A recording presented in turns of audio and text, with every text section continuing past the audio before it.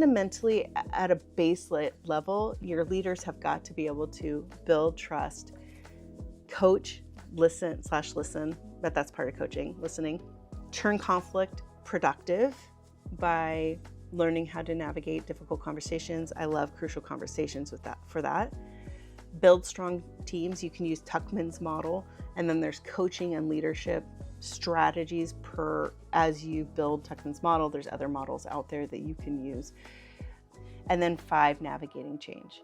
I find building a strong team, DISC, is really helpful because we can understand how people prefer to communicate, understand how people prefer to work, and then maximize that way of thinking to build motivation and to adjust our way of relating and assigning so that we don't have as much of that.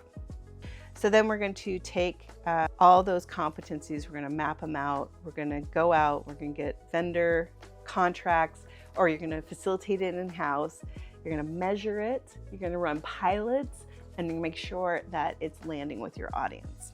And then we're going to integrate that into our performance management, and then we're going to go back to those leadership gaps, eventually measure those again. It doesn't have to be a giant program. Like, you might just start with trust and then integrate that into your performance management.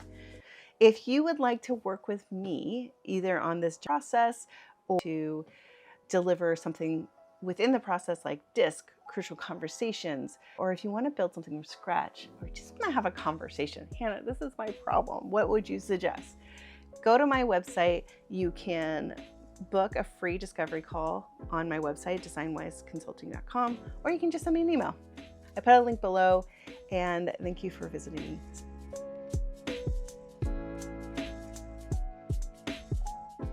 From DesignWise Consulting, and I am going to go through my 3-step process. And all I have to say is it really doesn't need to be that complicated. Why does it have to be so complicated? Okay, I'm no Avril Lavigne,